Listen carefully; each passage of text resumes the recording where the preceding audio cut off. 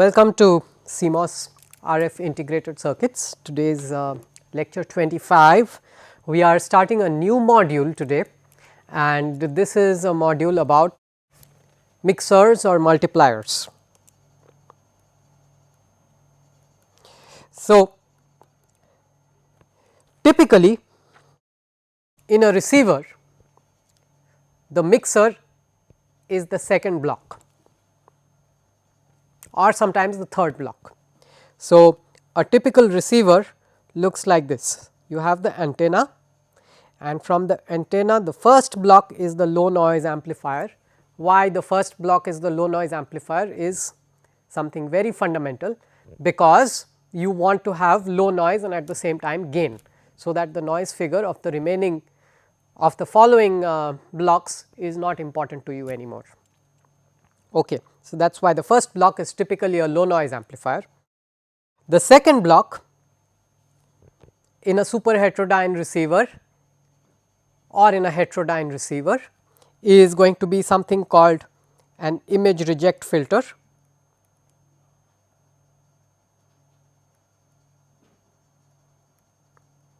Why you need the image reject filter, that we are going to understand in the mixer chapter.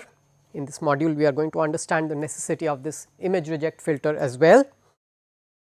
A lot of times the image reject filter is part of the LNA itself. All right. The next block is the mixer. Now, this is the symbol for the mixer. The mixer has two inputs. One of the inputs is a local oscillator, in short called the LO, and the other input is coming from the image reject filter or from the LNA, wherever it is the RF signal. The RF signal is at a frequency which is at the channel that you are observing, maybe 1 gigahertz, maybe 1.5 gigahertz, I do not know where you are, what channel you are listening to, that is the RF frequency. The local oscillator may or may not be equal to the RF frequency. If you are designing a direct down conversion receiver, then the local oscillator is going to be equal to the RF frequency. So, that after mixing you come down to the baseband. So, this is one possibility.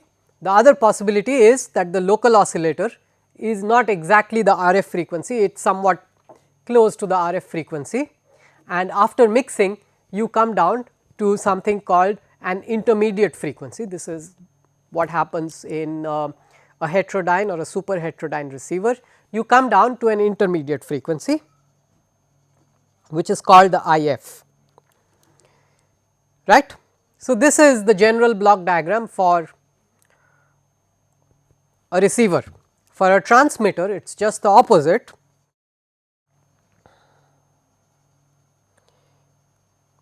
You have the LO and you have another input coming in at the IF frequency, and there you have the mixer, and the mixer up converts the signal to the RF frequency,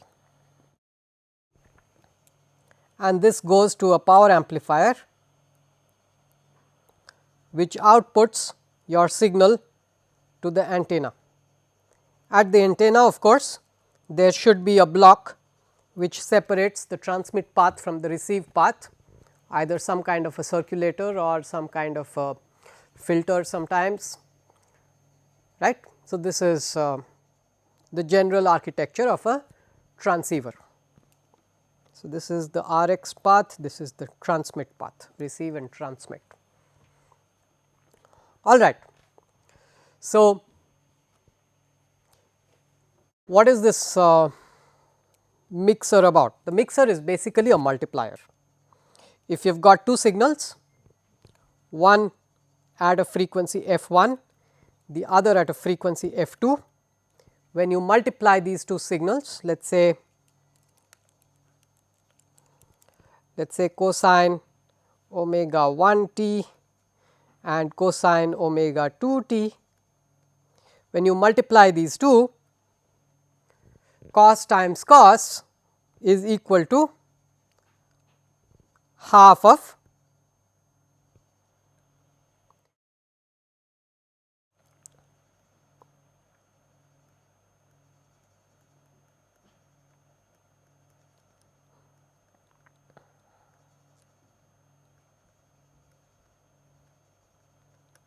right. This is your simple trigonometric relationship.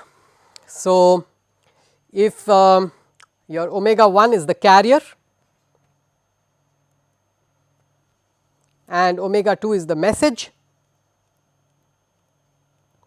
then you get a signal which is at carrier plus the message and carrier minus the message. All right. In other words, if this is the signal that you want to transmit, suppose this is some audio signal that you are planning to transmit, then when you multiply it with the carrier signal, it translates all the way. Suppose the carrier is here, then this is what you are going to get, right.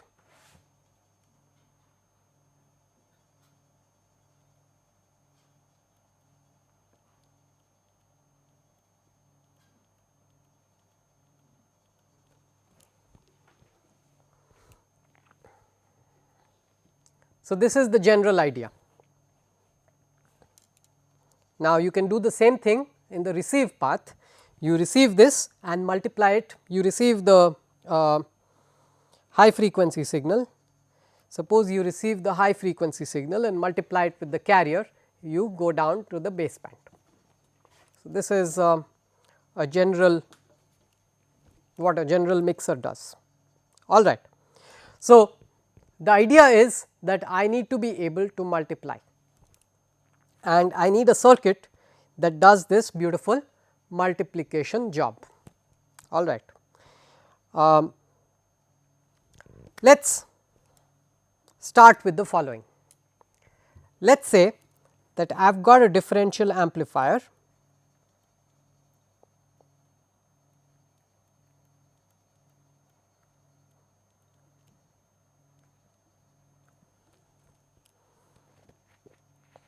and I have got a current source, a tail current source through the differential amplifier.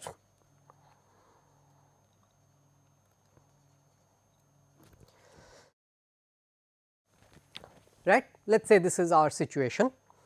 To start with, let us say the RDS of each of these MOSFETs is infinitely large, just for ease of computation.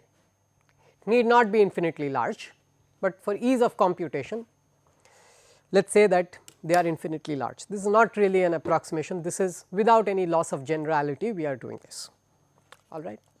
So, if this current is I naught, and let us say the input here I am going to call it V LO plus, and the input here I am going to call it V LO minus. Forget it. We are going to call the input here V RF plus and the input on the other hand V RF minus. Okay. Suppose this is the situation, both of these are equal resistors, then the voltage that I am going to observe between these two terminals is given by GM times VRF plus minus VRF minus times R.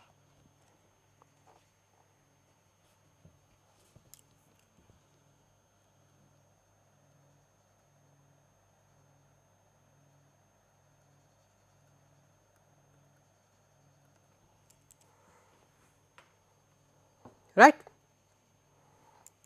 Now, let us try to understand what this GM is. What is GM? Does GM depend on I naught?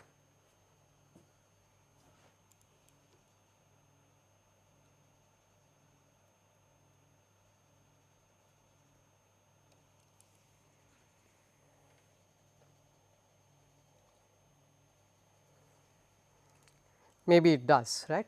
Gm does depend on I naught. Let's pause a bit over there. This function Gm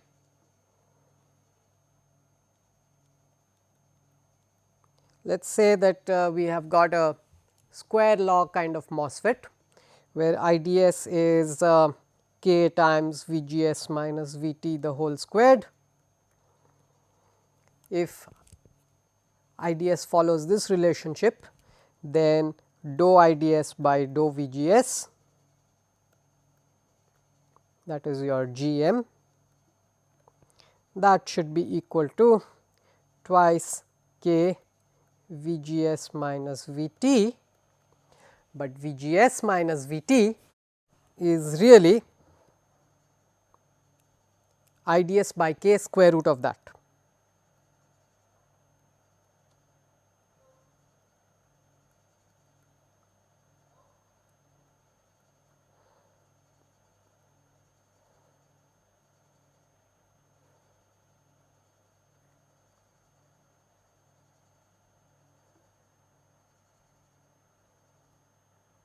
All right.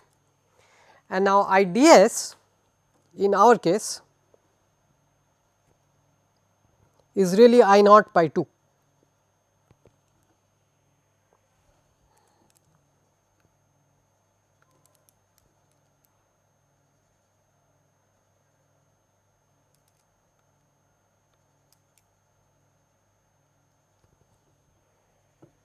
Fine.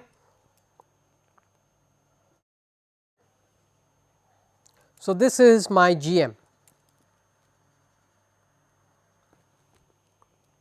for each of these individual MOSFETs, which means that I am going to substitute Gm over here, and what I am going to get is something like this.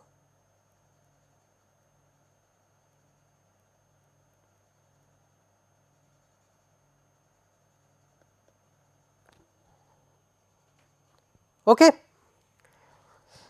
Now, there is no such thing as a current source. The current source is really a MOSFET, and let us say I connect VLO over here to the gate of this MOSFET. I connect VLO. Now, once again let us assume that it is a square law MOSFET. So, I naught is really equal to some k times VLO minus VT the whole square, right. And this could be some other k, I am just writing k1, and this could be some other VT, it does not really have to track the other VT, because remember the transistors above, the ones that are connected to RF, those transistors will have a higher threshold voltage, because the body is not at the source voltage, the body is at ground, right. So, the threshold voltages of these two sets of MOSFETs,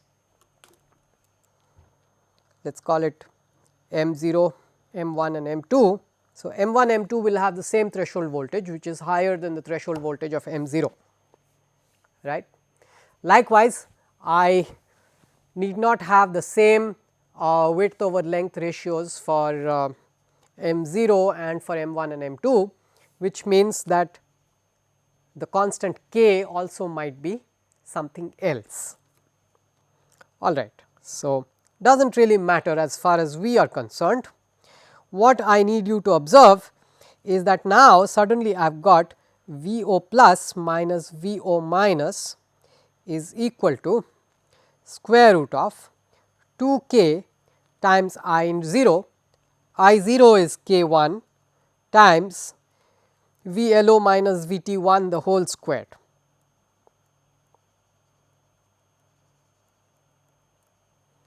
Times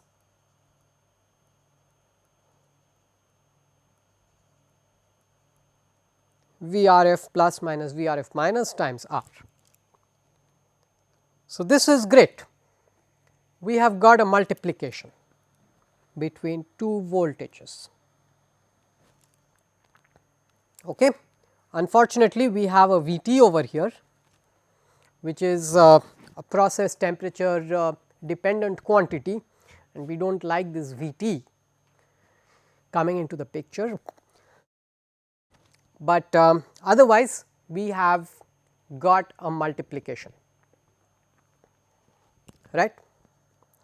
So, the next step is to say that this is fine and let us get rid of this Vt business. How can I get rid of this Vt business? Is by having a differential signal as far as VLO is concerned. So, I do not want one voltage to determine what VLO is, what the local oscillator voltage is. I want two voltages, the difference of the two should be the voltage of the local oscillator, right. So, I want differential signaling and that should be able to. So, think of it this way, I will have one term which looks like this, another term which looks like this, but the negative of it as far as VLO is concerned, and then I will subtract one from the other somehow and I will get rid of the Vt portion. All right. So, let us do the following.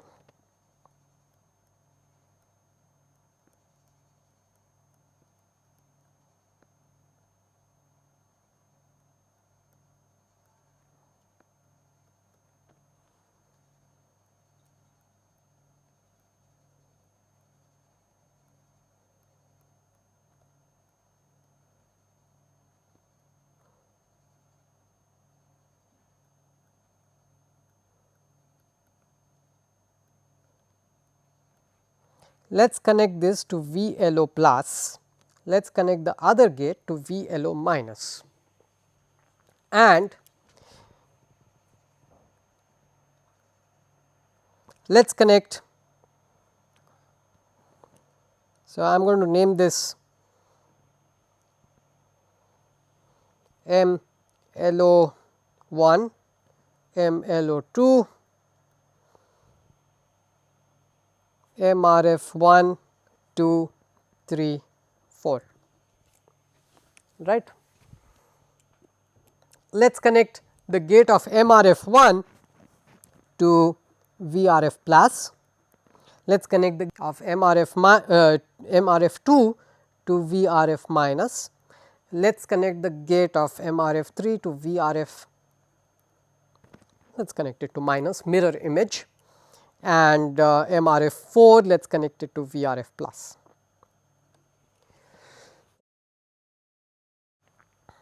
Right. And now, before I connect up the resistors, let us not connect the resistors, let us just try to evaluate the currents flowing through each of these. So, I am going to call this I1, I2, I3 and I4.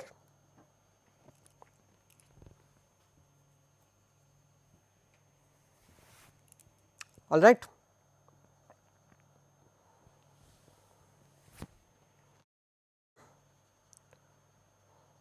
What was the current flowing through this and what was the current flowing through this?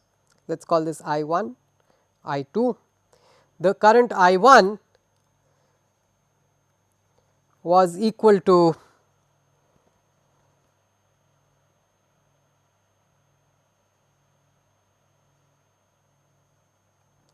square root of 2 k times k1 times VLO minus VT1 times VRF plus, right.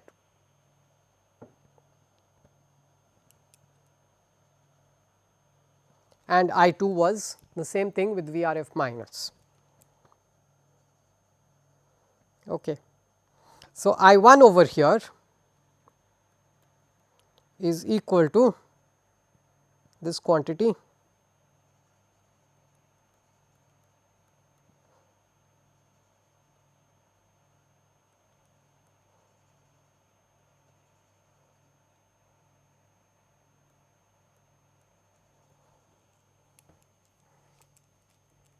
right, and I 2 is something very similar, but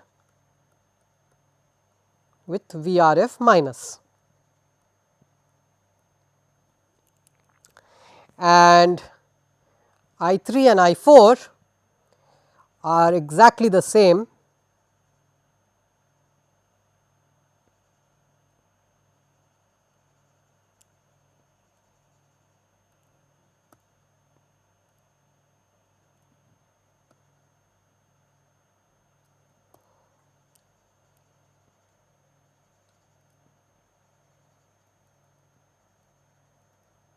just that instead of VLO plus, now we are dealing with VLO minus.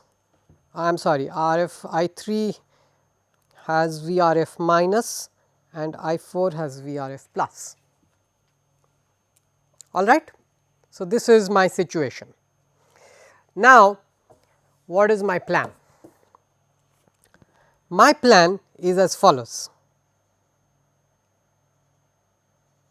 What I want to do is I 1 minus I 2 gives me VLO plus minus VT 1 times VRF plus minus VRF minus, fabulous, and I 3 minus I 4 gives me VLO minus minus VT 1 times, let us do I 4 minus I 3. I 4 minus I 3 gives me the same expression as I 1 minus I 2, just that VLO plus is replaced by VLO minus. And then what I want to do is, I want to do I 1 minus I 2 minus I 4 minus I 3, which also happens to be equal to I 1 plus I 3 minus I 2 plus I 4.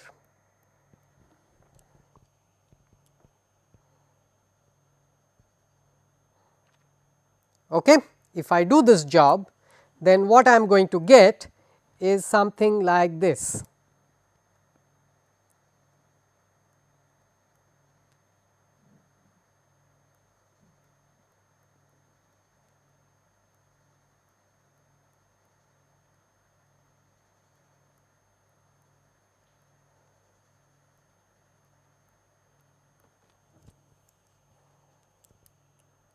Fine. I have jumped one step. So, just check for yourself that this is correct. Okay. And so, the understanding is that I have got to sum I 1 and I 3. How do you sum two currents? Just join the two currents, you have got the sum of the two currents. Brilliant, right? Kirchhoff's current law.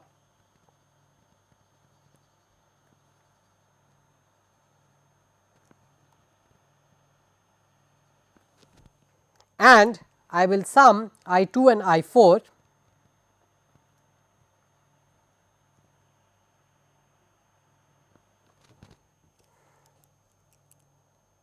and I need to look at the difference of these two currents. Now, instead of looking at the difference of these two currents, I am going to look at the voltage they generate differentially, which is the same thing.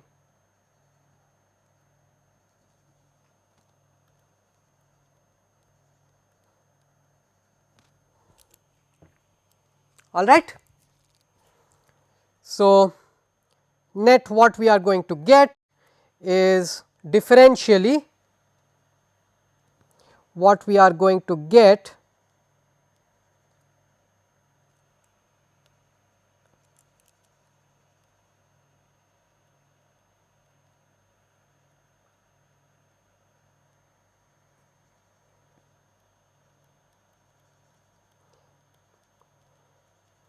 is the same currents the sum and difference of the currents times R.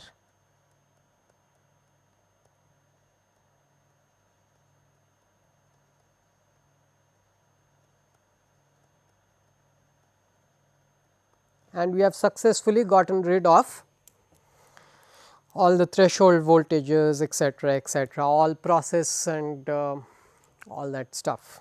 We have got rid of all of those.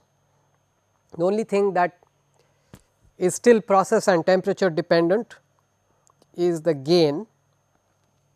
Okay. The gain contains some process and temperature dependent quantities. So, K is really mu C ox W by L, mu C ox by 2 W by L, K 1 is mu C ox by 2 W 1 by L 1, okay.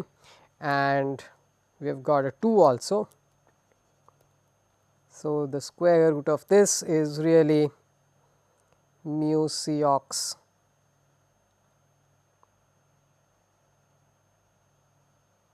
by square root of 2 times W times W 1 by L times L 1, right. So, this is what we have got.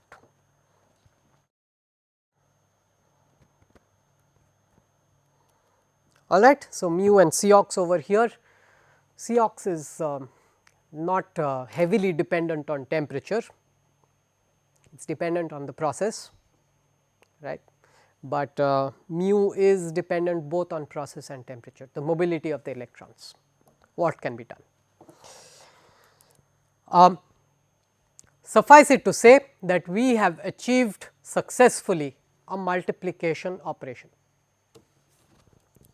We have successfully multiplied two numbers over here, right. Questions? There should be a few big questions over here. Okay. The first big question is, we assumed that RF is a small signal and LO is a large signal.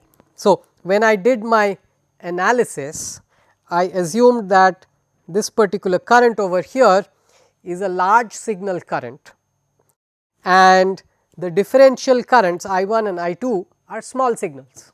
What is this? Is this justified? LO is a large signal, RF is a small signal, it is absolutely justified. I mean, look at the names LO and RF. LO is a local oscillator, local oscillator is residing on the chip, it is a large signal.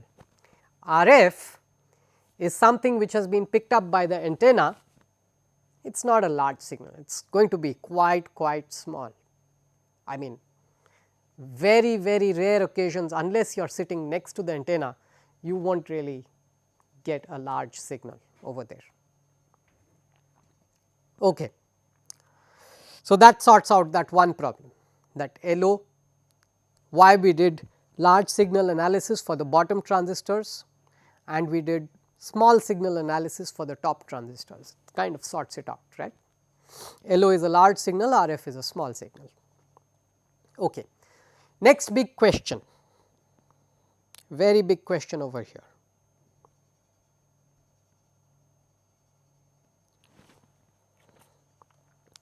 LO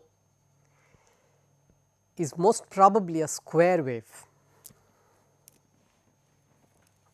Does this multiplier work for square waves as well? Is LO a square wave or a sine wave? What is the local oscillator output? You would think that the oscillator output is a sine wave, but no. When you design an oscillator, you want its output to be a square wave. Why? Why would you want the oscillator output to be a square wave? Think about this.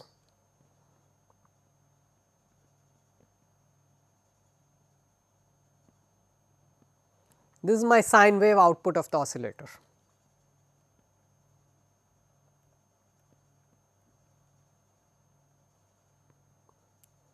Okay. X axis is time.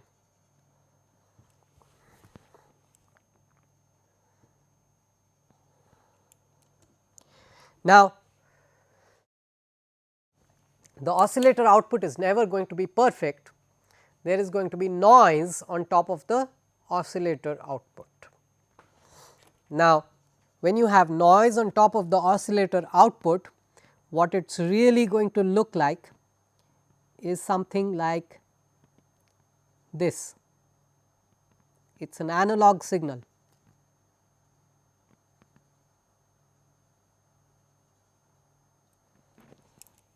Okay.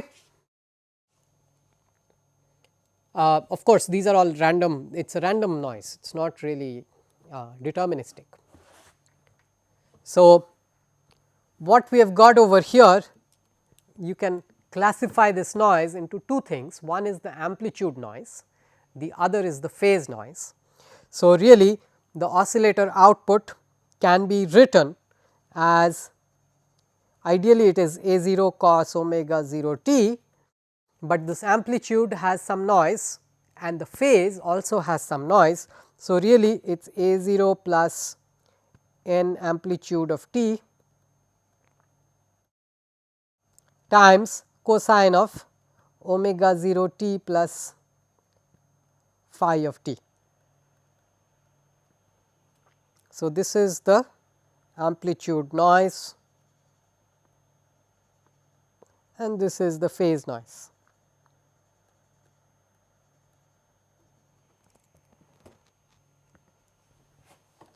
Right.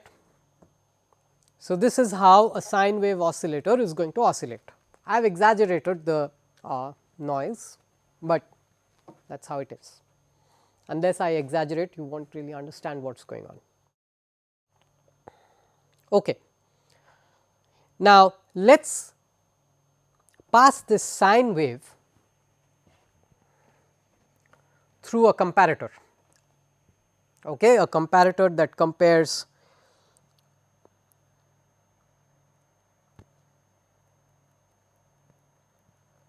the output of the oscillator to whether it is above or below 0 volts.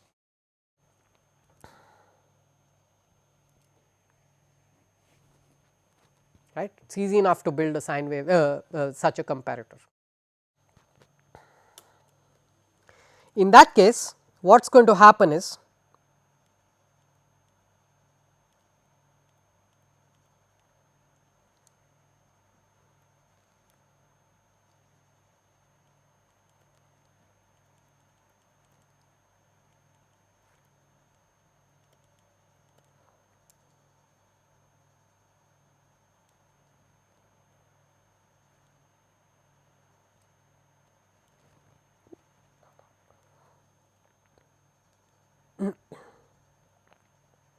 this is what you are going to get. The amplitude noise is going to get cleaned up, but as far as the phase noise goes, there is going to be an error where the 0 crossing is. Okay. There is going to be some little bit of disturbance as to where this 0 crossing is, and the comparator will have to figure out where exactly it is. That will get affected by the noise at that point of time. So, a lot of the noise is basically getting thrown out. All right. So, this is an important reason why we like square waves as opposed to sine waves. It is very interesting. Here you do not this amplitude noise has all gone, and all you are stuck with is the phase noise, which basically determines where the 0 crossing exactly was, and that is all you are left with. So, you have gotten rid of a huge quantity of noise. If you think about statistical thermodynamics, etc., if there are 2 degrees of freedom for the noise to happen in, or rather if molecules are vibrating in 2 different directions, then those 2 directions will carry equal amounts of energy. This is your statistical physics, this is what it tells you. So, you carry forward several steps from there and you can show that the energy in the phase noise is going to be equal to the energy in the amplitude noise, which means that if you cut out the amplitude noise, then the amount of noise you are left with in the signal goes down by a factor of 2.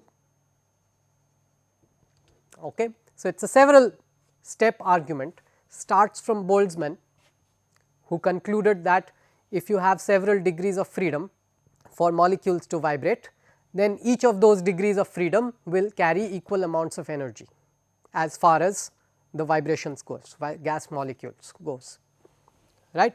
Here we are not talking about gas molecules anymore, we are talking about molecules in a wire which are free to move around. So, it is similar to gas molecules, it is an ocean of molecules, right.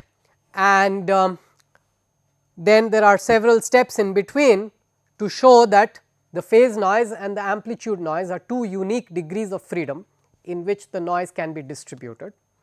And from that you can show that the energy contained in the noise in both of these two unique degrees of freedom are going to be equal, not really the energy, the power spectral density, right.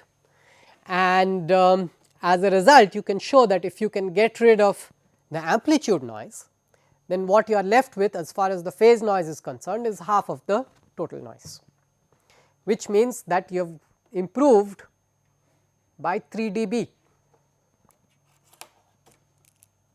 is a lot.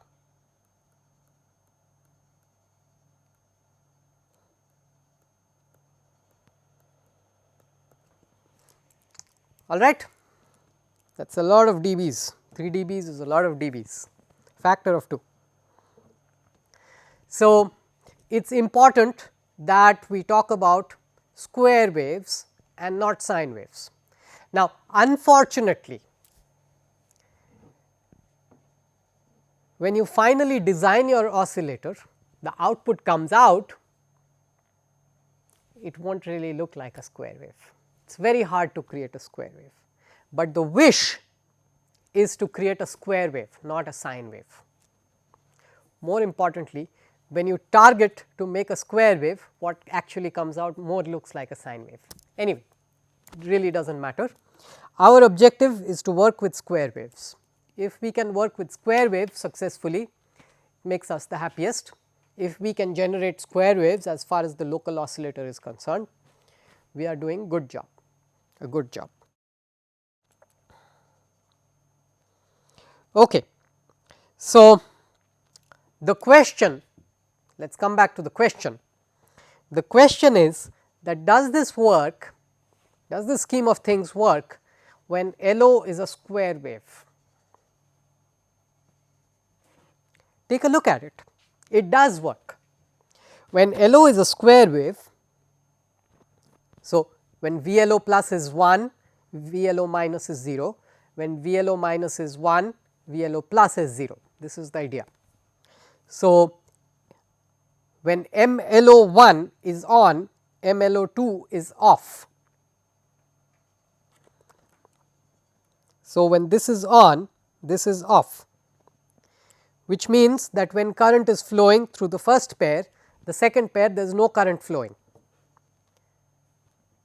right, which means that sometimes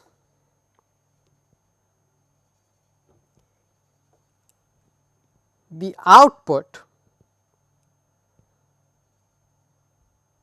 VO plus minus VO minus, VO plus minus VO minus is I1 minus I2 at some times I1 times R.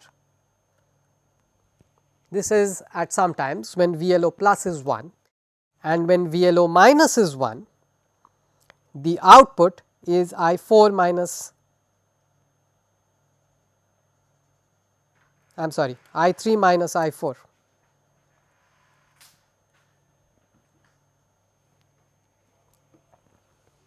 So, there are two possible outputs and that depends on which side of the oscillator, I am sorry, which side of the mixer is on, right. Okay. Now, let us examine, does this really work?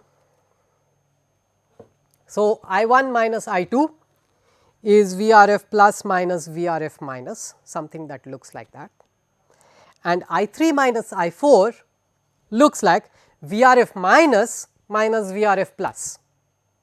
It is the opposite of it, which means that sometimes I have got some output, at other times I have got the negative of that output, and that is exactly what you wanted to build.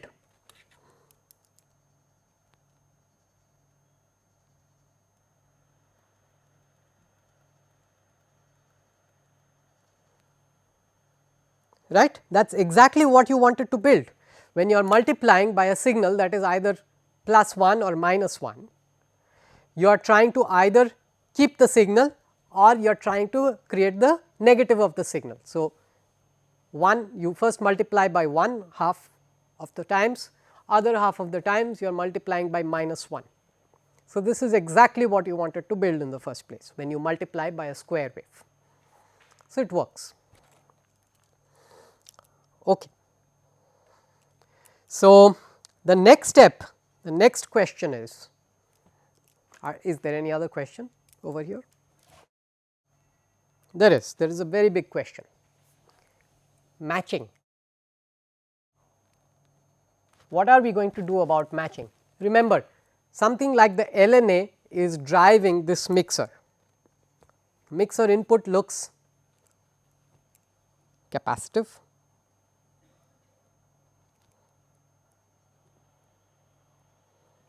Mixer input looks like a capacitor. Could be a problem, right? Could be a problem because you can't do a maximum power transfer anymore. So, it is a potential problem. You could potentially get rid of this problem by resonating with this capacitor with another inductor. That is one way of doing it.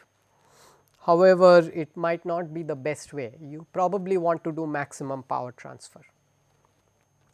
Next thing is VRF, this is the signal that is coming from the LNA. You are trying to drive two sets of differential amplifiers.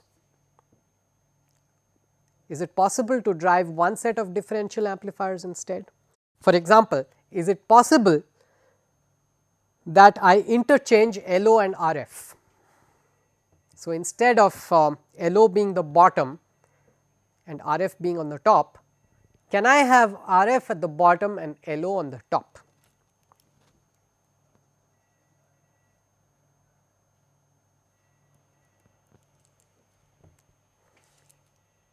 So, this is the other big question that we are left with over here.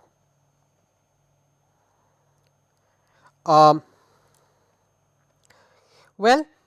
the answer to that is it is possible. Let us take a look how.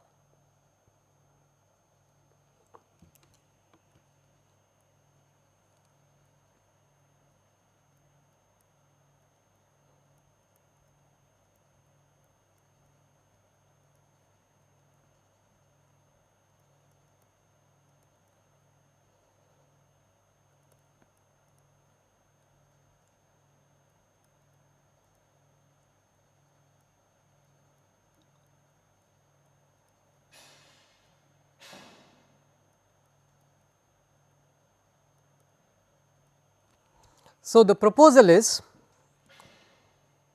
okay, I am not showing all the connections, it becomes very complicated.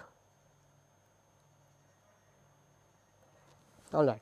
So, the proposal is that instead of RF on the top and LO on the bottom, why can't I have RF here and LO over here?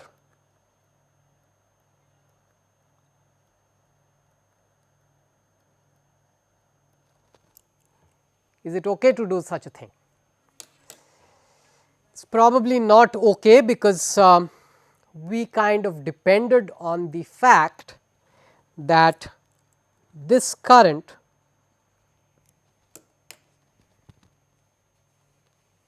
is going to change with the square of LO, VLO minus VT the whole squared, right. That is what we wanted. We wanted this current to be proportional to V. If this does happen, then we are in good shape. If it is proportional to VRF plus minus VT the whole squared, we are in good shape. But VRF plus is a small signal. So, what do we do about that? We can add a bias voltage to it, it will work. If we add a bias voltage to it, will it work? There is no reason why it is not going to work if we add a bias voltage to it, right. Okay. So, if we manage to add a bias voltage to VRF plus and VRF minus, this is going to work.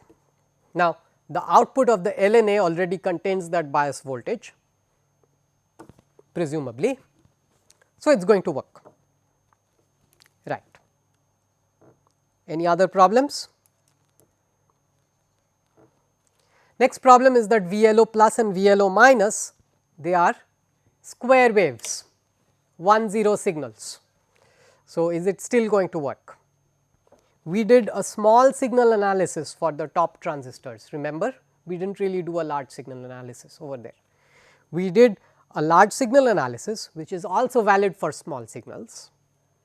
If you do a large signal analysis, it is also valid for small signals, but if you do a small signal analysis, it is not valid for large signals.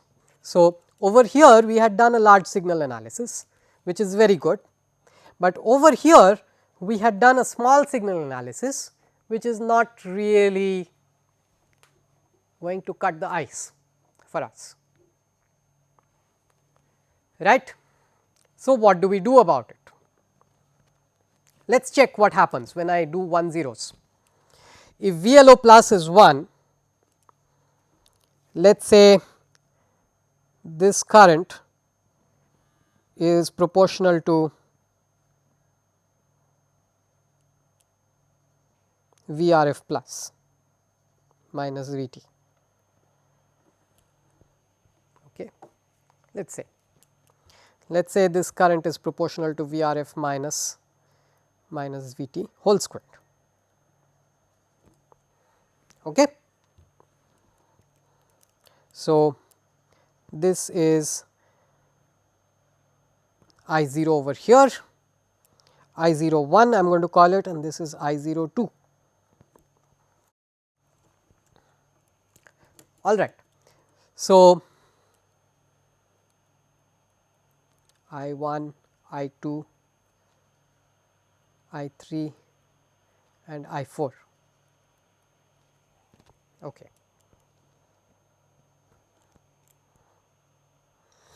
When VLO plus is 1, VLO minus is 0.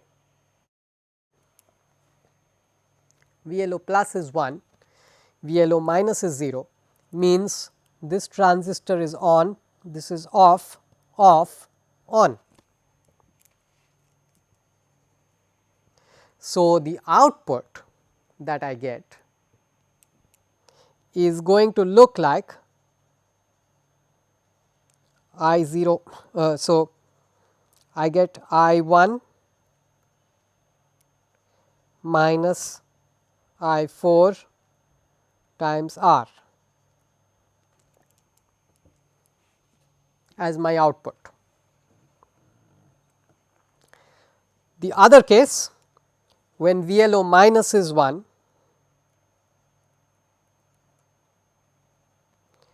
when VLO minus is 1, I am going to get I 3 minus I 2 times R. Now, I 1 minus I 4, both of these I 1 is really I 0 1 and I 4 is really I 0 2.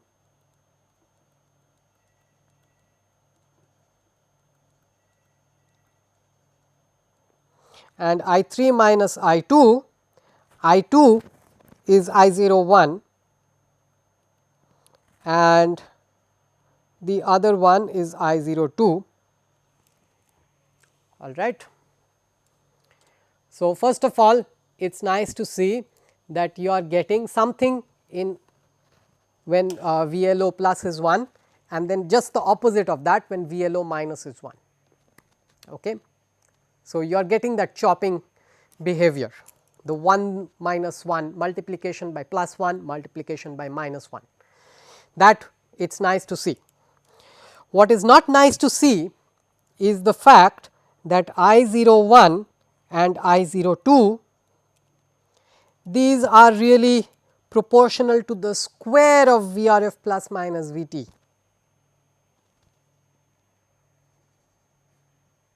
VRF could also be a somewhat large signal. If you go close to the base station, then VRF plus could be a large signal, you do not know. Maybe you are making the transmit path, in which case VRF plus could be a large signal, there is no problem for it to be a large signal. So, I 01 and I 02, these are suddenly proportional to the squares. So, really what I am getting the plus 1 minus 1 behavior, which is all nice.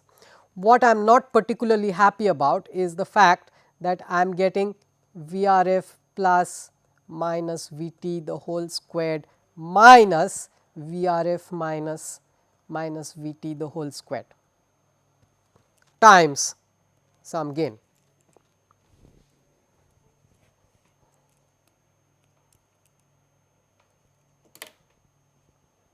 Okay. So, this is something which I am not happy about. I would like to get rid of these squares. So, this we are going to see in the next class, how we can linearize this, and also how do we get the matching behavior, we are going to see in the next class. And we are going to stop here for now, and let me summarize. We started off with a differential amplifier, and we made a fully balanced mixer. This is called the fully double balanced mixer, also known as the Gilbert cell mixer.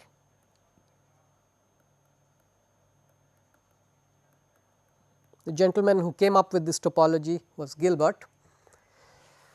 It has been around for a long time. This is the Gilbert cell mixer, is the basic building block for all mixers on ICs. Okay. So, we are going to stop over here, and thank you.